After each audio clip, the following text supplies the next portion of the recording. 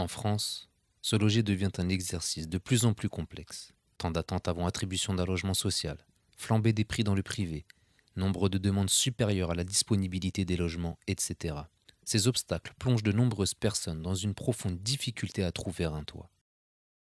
Une fois logés, les problèmes ne sont pas moindres. Certains bailleurs profitent de cette crise du logement pour faire accepter aux demandeurs des appartements qui ne correspondent plus aux normes d'hygiène et de sécurité imposées par la loi. Les dangers sont énormes et les conséquences sur la santé physique et psychologique sont parfois désastreuses. Certains bailleurs profitent de cette grande détresse pour loger des familles dans des appartements incompatibles avec la dignité humaine. Pour ces familles, c'est soit ça, soit la rue. À travers ce documentaire, nous allons vous montrer les conditions dans lesquelles vivent certains de nos concitoyens, ainsi que les difficultés qu'ils rencontrent pour faire valoir leurs droits lorsque des bailleurs manquent délibérément à leurs obligations.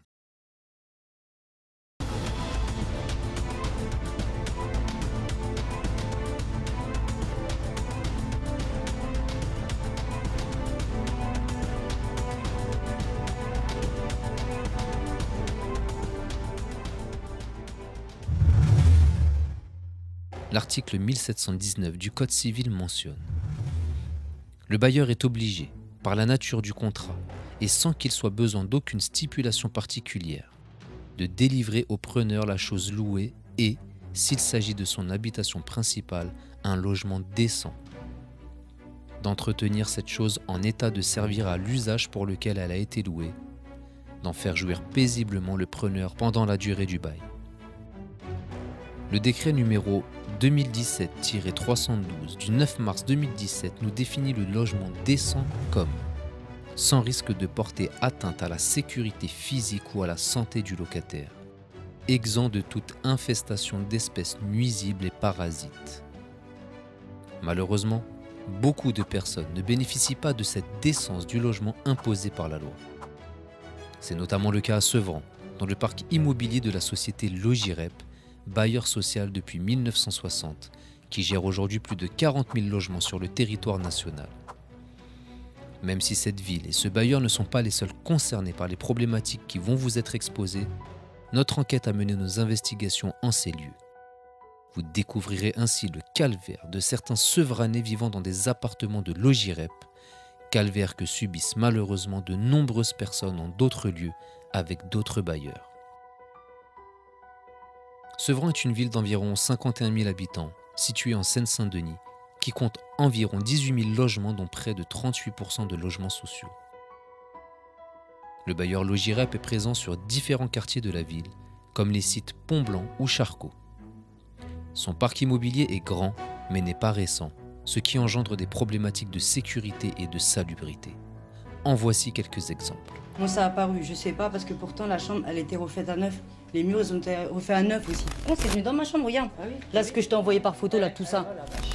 Quand je mets mes mains, c'est tout mou, il doit y avoir de l'eau qui s'infiltre. Et depuis 1985, on va dire qu'il n'y a aucun travaux qui a été fait.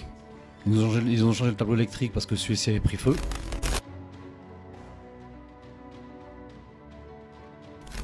Et j'ai peur qu'il y a des rats qui montent, quoi, plein de bêtes qui viennent.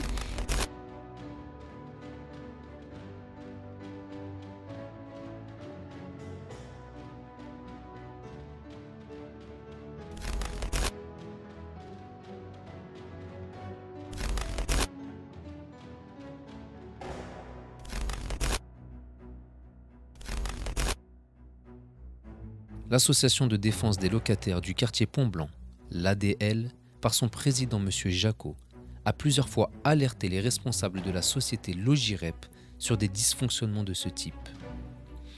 Leurs alertes restant sans réponse, l'amicale fut contrainte de saisir la commission départementale de conciliation afin d'envisager une solution rapide et efficace. La séance du 20 mai 2015 mentionne: la commission constate l'absence du bailleur qui ne s'est pas excusé. La commission considère que les sollicitations de M. Jacot sont légitimes et doivent être entendues. Face à ce silence, puis à l'absence du bailleur à la commission de conciliation, les habitants du patrimoine Logirep s'interrogeaient sur la réelle volonté de la société à leur offrir un cadre de vie respectant leur dignité et à remédier aux anomalies que l'amicale constatait et mettait en lumière aux bailleurs. L'ADL a alors décidé d'alerter les autorités de l'État sur cette situation qui ne laissait rien entrevoir de positif pour les habitants. Le 12 février 2015, l'amicale adresse un courrier à l'attention de Madame Pinel, alors ministre du Logement.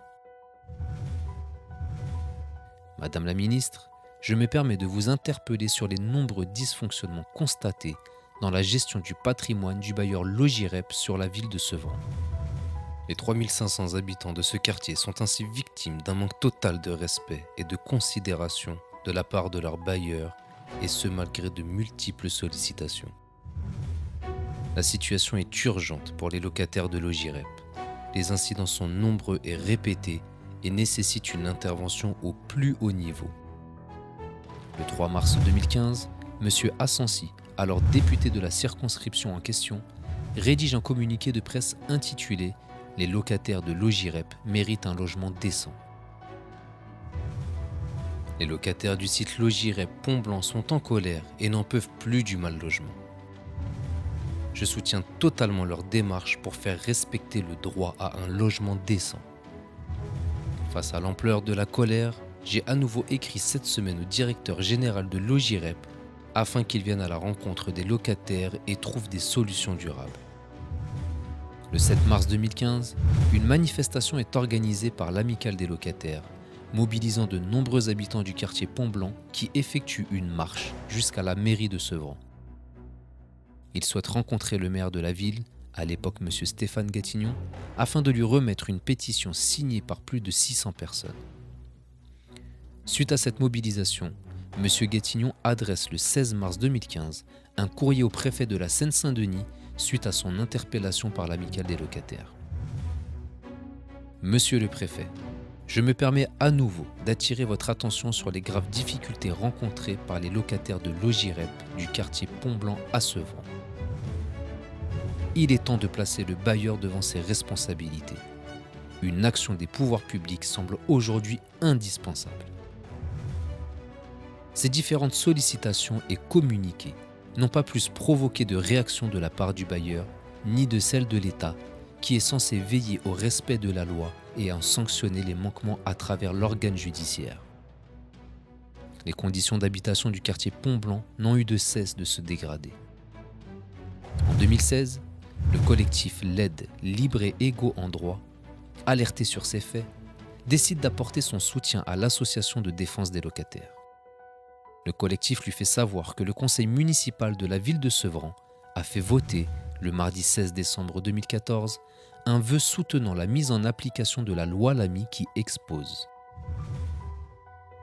Ainsi, l'article 1er de la loi du 21 février 2014 fixe comme objectif au pouvoir public de concourir à l'égalité entre les femmes et les hommes, à la politique d'intégration et à la lutte contre les discriminations dont sont victimes les habitants des quartiers défavorisés, notamment celles liées au lieu de résidence et à l'origine réelle ou supposée.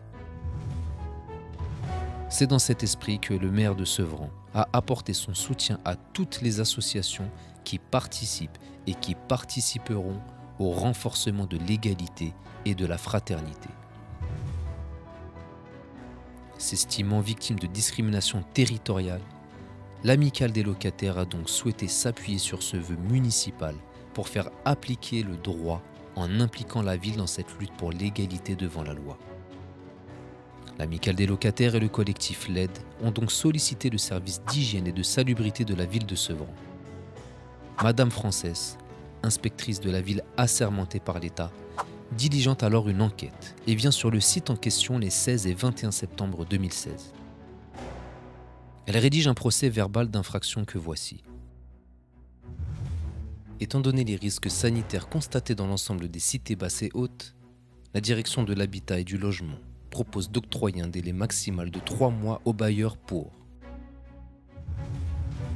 dératiser l'ensemble des zones, mettre en sécurité les accès aux vides sanitaires et les remettre en état de propreté générale, rouvrir les trappes de désenfumage et accès au toit en cas d'incendie, remplacer les portes coupe-feu défaillantes et les grooms manquants, sécuriser les périmètres aux abords des résidences dont l'ensemble des équipements, gaz, eau et électricité. Remplacer tout autre élément ou revêtement dégradé présentant un caractère dangereux pour la santé comme pour la sécurité des occupants. Fournir au service hygiène l'ensemble des fiches intervention des entreprises pour les actions sollicitées dans le présent procès-verbal. Les infractions constatées portent uniquement sur les parties communes et non sur l'intérieur des appartements, car le service d'hygiène ne peut entrer chez l'habitant qu'après que ce dernier ait rempli une fiche de signalement.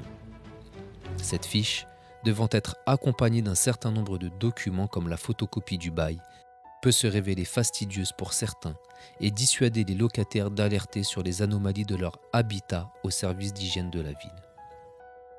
L'OJIREP se manifeste alors en répondant à M. Stéphane Gatignon, maire de la ville, à travers ce courrier. Monsieur le maire, nous prenons acte des désordres relevés lors de votre visite en présence de l'amicale des locataires, mais nous interrogeons sur la forme que revêt cette signification qui met à mal notre travail partenarial. Les problématiques soulevées n'ont en effet été abordées ni par l'amicale des locataires, que nous rencontrons pourtant régulièrement dans le cadre du plan de concertation locative, ni par les acteurs de la gestion urbaine et sociale de proximité. Comment la société peut-elle dire que ces problématiques n'ont jamais été relevées par l'amicale des locataires, alors que celle-ci, à maintes reprises, a tenté de collaborer avec le bailleur en vue de l'amélioration des conditions de vie des habitants et que ces tentatives avaient jusqu'alors été ignorées, voire méprisées? Pourquoi répondre à la municipalité que cette interpellation met à mal leur travail partenarial? Relever des infractions et les mettre en lumière n'est-il pas du goût de la société qui a des obligations en la matière? Au contraire, cela est censé renforcer ce travail, si le seul et unique but est de fournir aux habitants sevranais la dignité de leur habitat. Peut-être que l'OJIREP a une autre vision du travail partenarial ou d'autres objectifs que le bien-être de ses locataires. Dans ce courrier figure un certain nombre d'actions mises en place par le bailleur pour remédier aux infractions ciblées par l'inspectrice d'hygiène, sans qu'aucun document n'accompagne ces éléments mis en avant. Pendant les 3 mois de la mise en demeure, le collectif LED et l'amicale des locataires ont entamé une mobilisation républicaine à travers une pétition signée par différents acteurs institutionnels et citoyens. Voici cette pétition. Pétition pour que l'OJIREP respecte les droits des locataires sevranais et répare les préjudices causés. Elle est signée par des élus comme M. Gatignon, ancien maire de la ville, M. Blanchet, nouveau maire de Sevran, et d'autres conseillers municipaux, par des responsables associatifs, par les conseillers citoyens de la ville de Sevran, ainsi que par des habitants de la ville.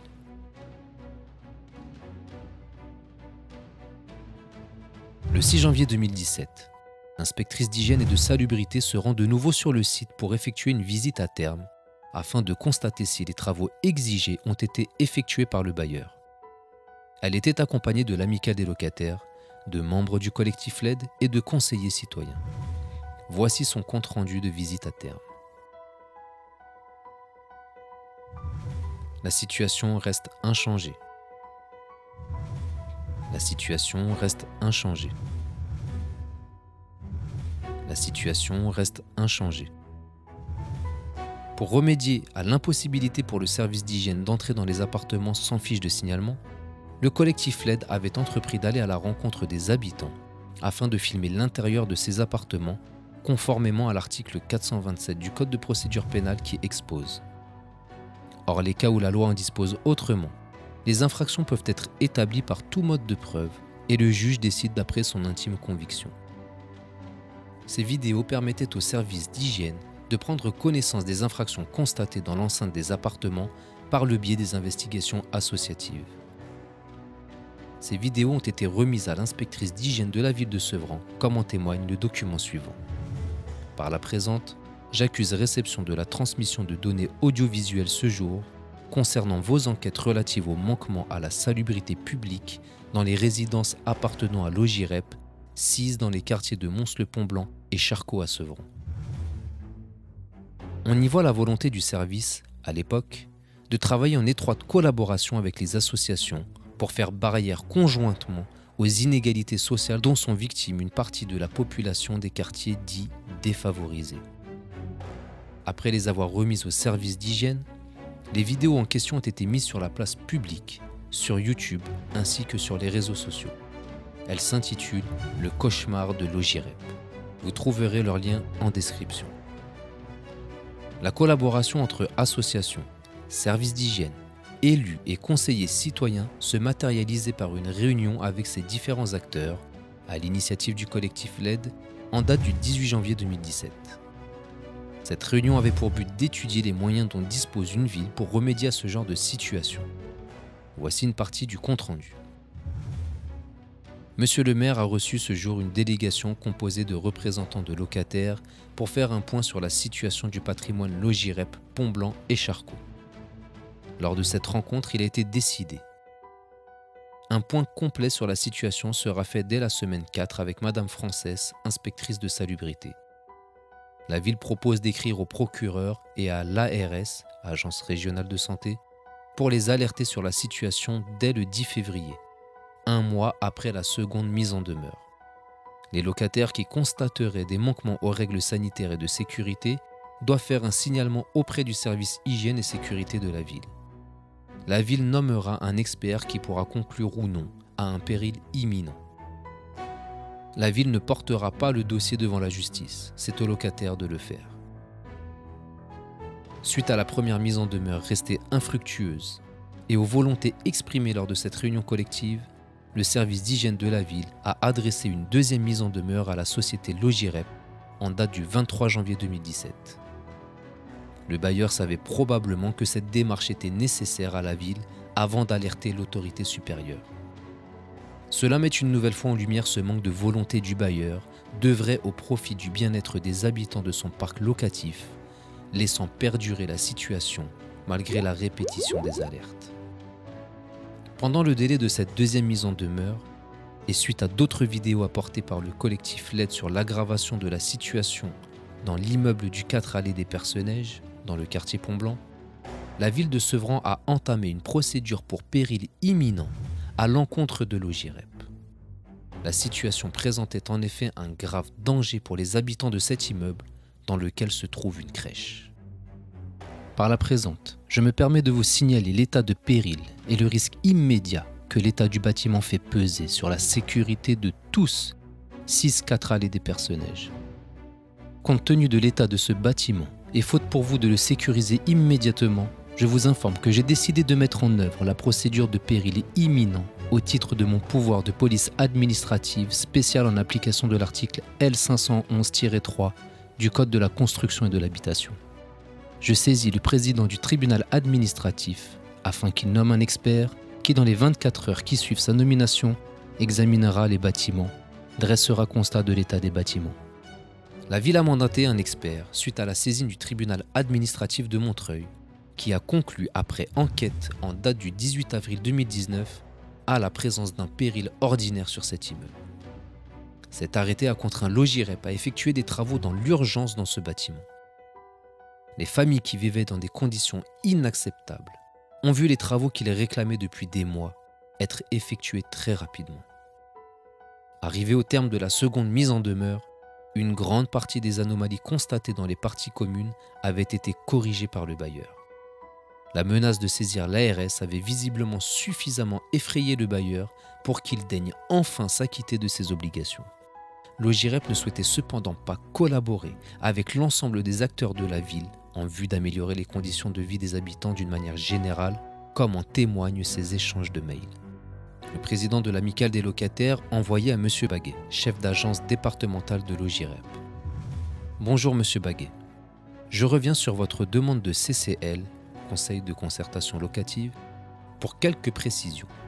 En effet, vous n'avez pas directement été interpellé par l'ADL Pont-Blanc, mais par la mairie de Sevran, suite à une rencontre avec plusieurs associations du quartier, dont notamment l'ADL, l'AIDE et le Conseil citoyen. Ces associations étaient mandatées par des locataires de plus en plus ulcérés et mobilisés pour dénoncer leurs conditions locatives. Il n'y a aucune affiliation entre ces différentes associations et l'ADL, mais une volonté commune que nos droits de locataires soient respectés par le bailleur contractuel, notamment en matière hygiène et de sécurité. Mais pas seulement. Pour exemple, s'il est aux normes de la construction, le site ne répond plus aux normes actuelles sur de trop nombreux points. Il me semble donc logique que vous proposiez une rencontre non à la seule ADL, mais aux représentants des associations concernées, dont l'aide et le Conseil citoyen, qui, de par la loi, a un rôle d'interpellation des institutions. Cordialement.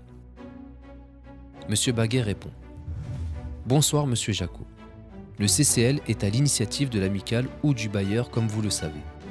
Nous vous proposons donc de tenir un conseil de concertation locative à l'occasion de cette nouvelle année pour traiter du cadre général de votre ensemble immobilier. Les parties en présence sont comme à l'accoutumée, les représentants des locataires et les représentants du bailleur. Vous évoquez dans votre message d'autres interlocuteurs. Mairie de Sevran. Ce partenaire est rencontré par nos services sur des sujets précis, tels que la gestion urbaine et sociale de proximité par exemple, pas pour un CCL. Association LED. Nous ne connaissons pas ce collectif. Libre à vous de prendre attache, conseil auprès des associations de votre choix. Pour notre part, nous échangeons, travaillons et collaborons avec les représentants des locataires, en l'occurrence l'amicale ou l'organisation siégeant à la Commission nationale du logement. Conseil citoyen, cette instance n'a pas vocation à assurer la représentativité des locataires auprès du bailleur pour un CCL. Cette volonté de ne pas collaborer de manière efficace avec les différents acteurs de la ville, en se restreignant à un simple CCL, était confirmée oralement par M. Baguet lors d'une réunion portant sur la gestion urbaine de proximité. Un des membres du collectif LED avait demandé à M. Baguet s'il voulait bien revoir sa position et échanger conjointement avec les élus, les associations et le conseil citoyen sur les problématiques liées à son patrimoine immobilier. Il campa sur sa position et réaffirma devant l'Assemblée qu'il ne souhaitait collaborer qu'avec l'amicale des locataires, excluant tout autre interlocuteur. Suite à ce manque de volonté exprimé publiquement, l'amicale des locataires, accompagnée par le collectif LED, n'avait plus d'autre choix que de saisir la justice. L'ADL a donc déposé plainte auprès du procureur de la République du tribunal de grande instance de Bobigny, étant donné que la mairie ne souhaitait pas le faire elle-même. Pourquoi, me direz-vous ? La question reste en suspens.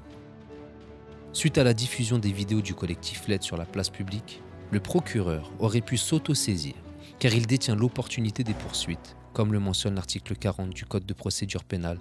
Mais tel n'étant pas le cas, l'ADL a dû le saisir sur ces faits pénalement répréhensibles. Vous trouverez en description l'intégralité de la plainte envoyée au procureur de la République. Cette plainte étant restée sans réponse pendant 3 mois, l'ADL a saisi le doyen des juges d'instruction en vue d'obtenir l'ouverture d'une enquête par un juge d'instruction en se constituant partie civile. Toujours sans nouvelles de l'organe judiciaire, l'ADL et le collectif LED se sont rendus au tribunal pour savoir si un juge d'instruction avait été désigné. Le 16 mai 2017, il était confirmé que la plainte avait été transmise au parquet de la DAEF, la division des affaires économiques et financières. À ce jour, aucune audition n'a eu lieu et l'ADL n'a été informé d'aucune avancée dans le dossier. Parallèlement, des courriers ont été envoyés à différents ministères, dont celui de la Justice, qui répond le 15 juillet 2019, soit presque 2 ans après. Monsieur, vous avez souhaité appeler l'attention de Madame la Garde des Sceaux, ministre de la Justice, sur votre situation. À ce titre, je peux vous affirmer que le ministère de la Justice a fait de la lutte contre l'habitat insalubre l'une de ses priorités d'action. Cependant, tout en comprenant et en respectant le sens de votre démarche, je dois vous rappeler qu'en application de l'article 1er de la loi du 25 juillet 2013, il n'appartient pas au ministre de la Justice de donner quelque instruction que ce soit au parquet dans le cadre de dossiers individuels, ni d'interférer dans les procédures judiciaires en raison des principes constitutionnels de séparation des pouvoirs et d'indépendance de l'autorité judiciaire.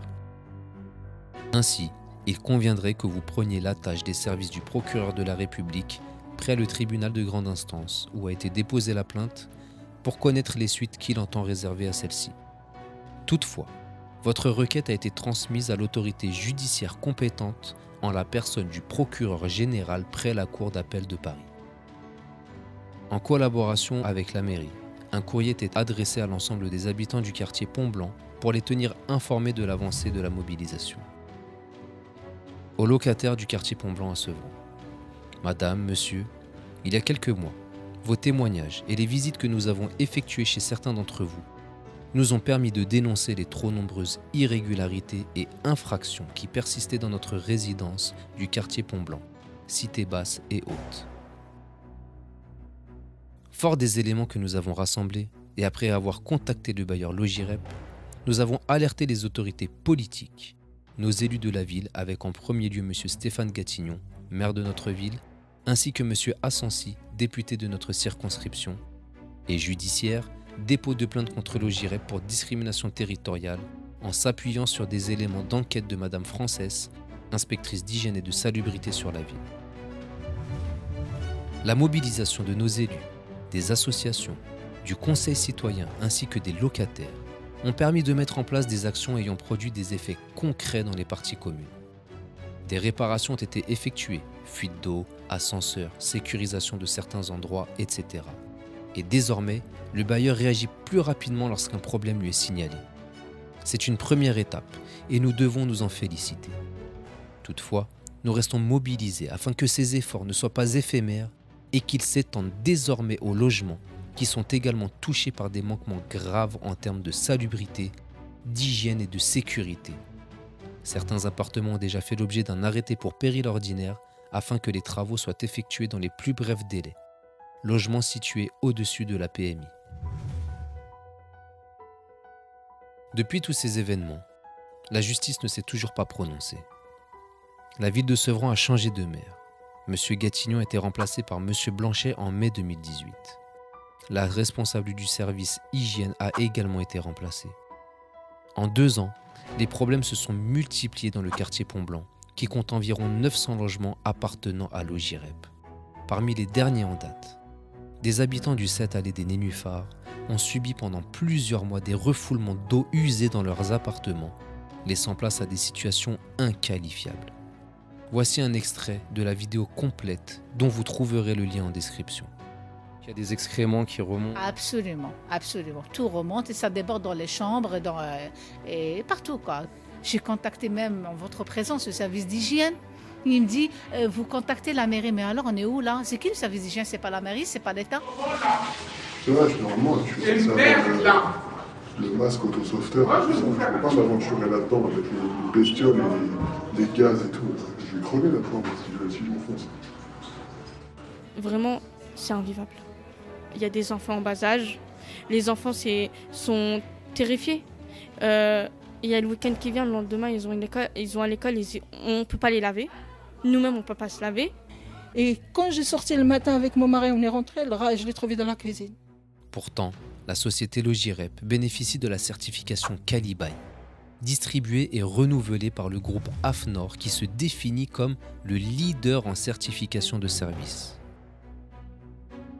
Parmi les engagements Calibaye, on retrouve: nous agissons pour votre confort et votre sécurité lors de votre emménagement. Nous prenons en charge vos demandes d'intervention technique. Nous maîtrisons la qualité et les délais des interventions techniques dans votre résidence. Nous agissons pour améliorer la qualité de nos services et votre satisfaction. Comment un organisme vantant son professionnalisme peut-il délivrer une telle certification à un bailleur comme Logirep au vu de tels manquements? On peut s'interroger sur la réelle valeur de ce label de qualité, mais également sur le sérieux de cet organisme. On trouve sur le site AFNOR définissant le label de qualité Calibaye, véritable outil de management, Calibaye est la référence nationale de la qualité de service en gestion locative. Pourquoi choisir AFNOR Certification? Filiale du groupe AFNOR, nous sommes leaders en certification de service. Malgré toutes ces problématiques récurrentes et persistantes, les loyers dans le parc locatif Logirep n'ont eu de cesse d'augmenter au cours de toutes ces années. Prenons en exemple l'évolution d'une quittance de loyer d'un appartement de type T3 de 58 m², n'ayant pas connu de changement de locataire entre 2000 et 2016. En 2000, ce locataire payait un loyer charges comprises de 430,72 €. En 2016, le montant s'élevait à 587,93 €, soit une augmentation de 157 €, dont 95 pour le loyer et 62 pour les charges. Comment expliquer une telle augmentation alors qu'aucun travaux n'a été effectué et que les prestations ont même été revues à la baisse? N'est-ce pas profiter ou provoquer de la misère humaine que d'agir ainsi avec des personnes qui ont aujourd'hui le sentiment d'être considérées comme des citoyens de seconde zone? D'autres habitants de la ville de Sevran ont déposé des plaintes contre des marchands de sommeil, y compris contre la ville de Sevran, représentée aujourd'hui par M. Stéphane Blanchet, qui possède des logements insalubres. On trouve dans certains de la moisissure. Le plafond s'effondre dans d'autres. Je vous laisse constater par vous-même la gravité des faits dans ces images. La quasi-totalité de ces plaintes ont été classées sans suite par le parquet, malgré des vidéos apportant la matérialité des faits. Les propriétaires de ce type de logement ne sont quasiment jamais inquiétés par la justice. Pourtant, héberger des personnes dans des logements incompatibles avec la dignité humaine est un délit puni de 5 ans d'emprisonnement et de 150 000 € d'amende. L'article 225-14 du Code pénal expose en effet: le fait de soumettre une personne dont la vulnérabilité ou l'état de dépendance sont apparents ou connus de l'auteur à des conditions de travail ou d'hébergement incompatibles avec la dignité humaine est puni de 5 ans d'emprisonnement et de 150 000 € d'amende. Le combat mené par les associations et les habitants sur Sevran est devenu de plus en plus compliqué, car le nouveau maire de Sevran, M. Stéphane Blanchet, ne répond quasiment plus à aucune sollicitation. Le vœu voté par la municipalité en 2014 n'est plus appliqué de la même manière. La pétition que M. Blanchet a lui-même signée n'a plus l'air d'être une priorité pour lui.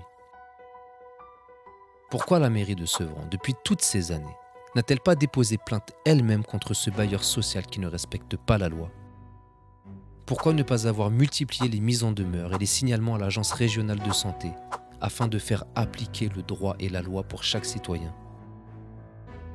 Le collectif LED a récemment appris en conseil municipal que la ville de Sevran avait dépensé plus de 90 000 € pour faire évacuer un bâtiment appartenant à la ville, prétextant le motif de l'insécurité en mettant des gens vulnérables à la rue, en relogeant d'autres dans des appartements indignes. Pourtant, la ville n'a pas dépensé un centime pour financer la mise à disposition d'un avocat aux associations face à ces problématiques. Elle n'a pas non plus mis à disposition le service juridique de la ville pour aider à la rédaction des plaintes ou des différents courriers. Les associations sont aujourd'hui laissées seules face à ces marchands de sommeil que la justice laisse en liberté. Et pourtant, la ville de Sevran prétend lutter contre l'habitat indigne et dégradé, comme en témoigne cette campagne d'affichage dans toute la ville effectuée en 2019 et réitérée en ce moment même à la veille des élections municipales. Au vu de tout cela, nombre de citoyens sevranais se demandent si cela est de l'info ou de l'intox. Ils se demandent également si cela est une coïncidence ou le fruit d'une influence. Vous me direz, et la députée dans tout ça? Lors de l'apparition des premières problématiques, le député de la circonscription était M. François Assensi. Il avait alerté à travers des courriers et fait recevoir le collectif LED avec l'amicale des locataires. Le dernier courrier envoyé par M. Assensi date du 13 avril 2017, soit un mois environ avant la fin de son mandat de député. Il est rédigé à l'attention du directeur général de l'OJIREP. Monsieur le directeur général, lors d'une permanence parlementaire, j'ai reçu une délégation d'habitants résidant dans le parc locatif du bailleur l'OJIREP, dans le quartier de Pont-Blanc à Sevran. L'association de défense des locataires m'a fait part de problèmes récurrents. À ce jour, de nombreuses réclamations sont même restées sans réponse. L'état des bâtiments est lui aussi préoccupant. La structure des constructions est endommagée et fragilisée par le ruissellement de colonnes d'eau. À cela s'ajoutent des problèmes d'hygiène constatés par le service de la ville de Sevran. Malgré 2 mises en demeure du service d'hygiène de la ville de Sevran, les locataires ne constatent aucune amélioration de la situation. D'importantes traces de moisissure subsistent dans les parties communes. De même, les vides sanitaires, non réparés, sont source d'odeurs nauséabondes. Enfin, les installations électriques et de gaz ne sont pas conformes aux normes recommandées. Pire, elles sont vétustes et mal isolées. Cela pourrait provoquer de graves accidents pour les locataires et mettre leur vie en danger. Des problématiques similaires ont été constatées dans les appartements, auxquelles s'ajoute la problématique de la couleur et de la qualité de l'eau en sortie de robinet. La présence de nuisibles, comme les punaises de lit, est alarmante. Une telle situation ne peut plus durer. Aux côtés des locataires, je vous demande de tout faire afin de régulariser la situation des habitants de ces immeubles. Un mois après ce courrier, sont intervenues les élections législatives. Clémentine Autain, nouvelle conseillère municipale de l'opposition à Sevran, était candidate à la succession de M. Assensi, qui ne pouvait plus cumuler plusieurs mandats.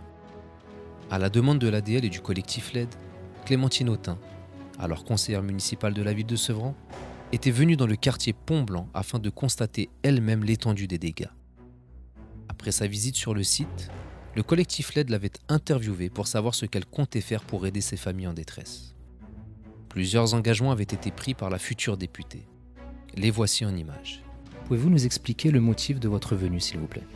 Alors déjà, nous nous sommes rencontrés avec l'amicale des locataires et des personnes mobilisées ici sur la question de la salubrité, de la sécurité, de l'hygiène dans ce secteur, c'est-à-dire aux Cités Basses et Cité Hausse à Pont-Blanc. Et donc j'ai souhaité voir de mes yeux la situation que vous m'aviez décrite. En arrivant, j'ai eu pas mal de flashs qui me rappelaient une visite du quartier précise, là aussi avec des habitants au moment de la campagne municipale.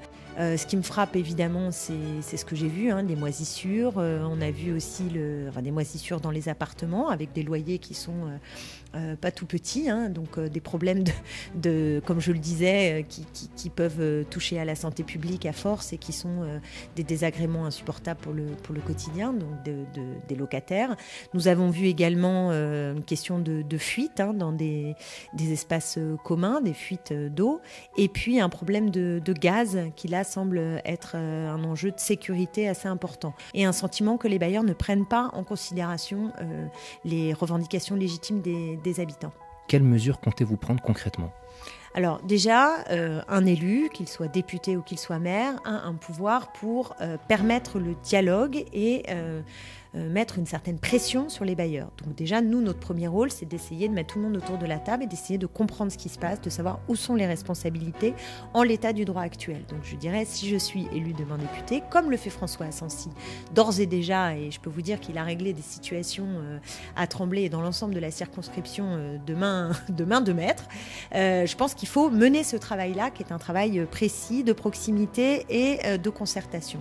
Par ailleurs, on doit pouvoir, dans le droit, renforcer la législation et surtout, et c'est pourquoi je me bats aux côtés de Jean-Luc Mélenchon, surtout développer des moyens inédits pour qu'il y ait de la rénovation des bâtiments en France et un investissement de l'État pour mener à bien ce travail qui est un travail qui doit nous amener à plus de justice sociale et à plus d'égalité, à une santé meilleure pour tout le monde et à un sentiment de respect aussi dans les quartiers populaires parce que cette situation, au fond, elle renforce aussi l'impression d'habiter dans des territoires qui sont des territoires de seconde zone, délaissés.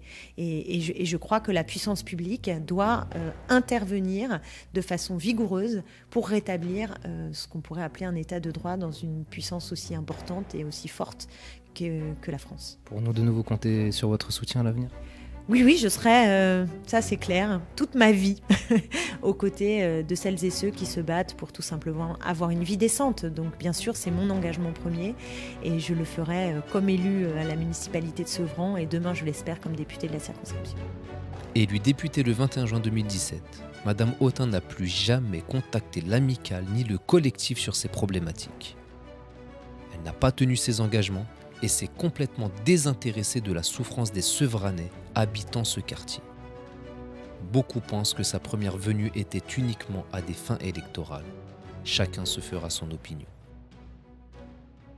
Pourquoi existe-t-il autant de problèmes liés au logement ? Les problèmes récurrents de logements insalubres sur le territoire national ne seraient-ils pas la conséquence du manque de sanctions envers les marchands de sommeil ? Jean-Luc Mélenchon a évoqué ce sujet à l'Assemblée nationale. Monsieur le ministre, l'effondrement d'immeubles rue d'Aubagne, qui vous est bien connu à Marseille, a mis en lumière le problème de l'habitat indigne et des taudis. C'est une situation d'incurie depuis plusieurs décennies qui a abouti à un résultat comme celui que nous avons dû déplorer. Mais ce n'est pas une situation spécifique à la ville de Marseille, je veux tout de suite le souligner. La Fondation Abbé Pierre parle de 600 000 personnes, 600 000 logements pourris dans toute la France. Des propriétaires sans scrupules sur lesquels je veux pointer le doigt aujourd'hui, exploitent la pauvreté pour louer à des prix exorbitants des logements mal chauffés, moisis ou minuscules. Or, louer des taudis est illégal en France. D'après le code pénal, le délit d'hébergement incompatible avec la dignité humaine, c'est le terme qui est utilisé, est puni de 5 ans d'emprisonnement et de 150 000 € d'amende. C'est dire que c'est pris au sérieux par le code pénal. Dorénavant, s'y ajoutent des peines complémentaires comme la confiscation des biens ou l'interdiction d'acheter un logement pendant 10 ans. Pourtant, malgré l'ampleur du phénomène, les condamnations de marchands de sommeil se comptent sur les doigts de la main et cela est déplorable. À Marseille, il y a 40 000 logements indignes, mais on ne compte que 5 condamnations pour ce motif depuis 2012.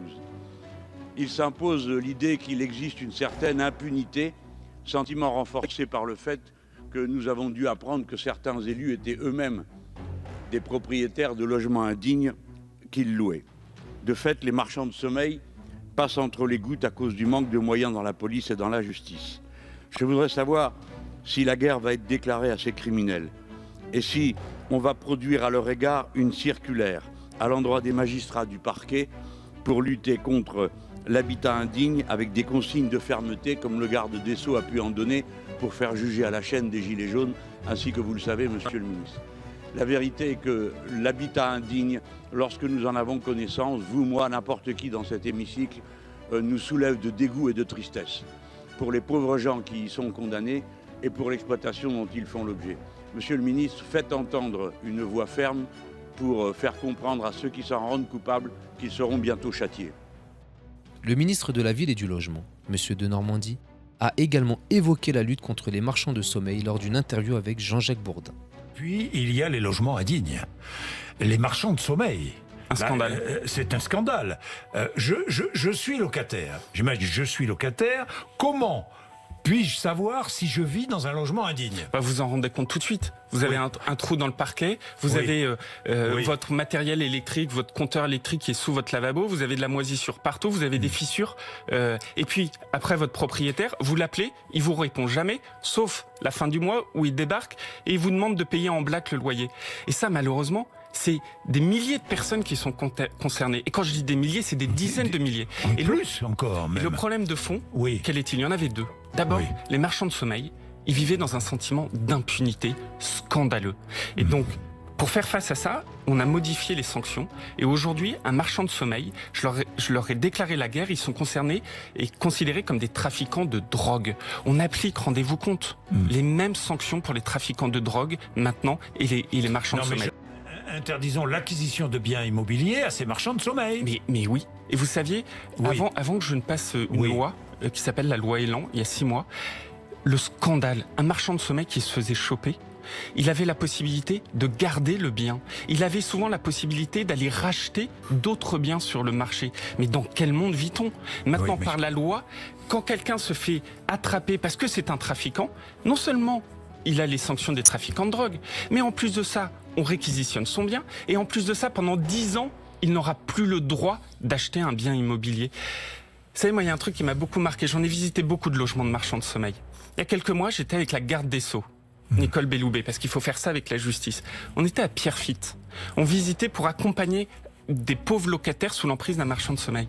Le marchand de sommeil, il a vu qu'il y avait du bruit, il a débarqué. Et il nous a vus, il est venu papoter. Un sentiment d'impunité insupportable. Et donc moi, je dis à ces marchands de sommeil qu'une véritable guerre leur est déclarée, que maintenant ils seront considérés comme des trafiquants de drogue, qu'on va réquisitionner leurs biens et que pour accompagner ceux qui sont à leur merci, qui sont soumis à leur pression, qui vivent aux dépens de ces marchands de sommeil, on les accompagne en créant cette plateforme. Derrière ce numéro de téléphone, il y a des professionnels pour leur dire « Vous avez des droits, on est là pour vous aider ». Comment se fait-il que la justice n'inquiète que si peu les marchands de sommeil, considérés aujourd'hui comme des trafiquants de drogue par l'État ?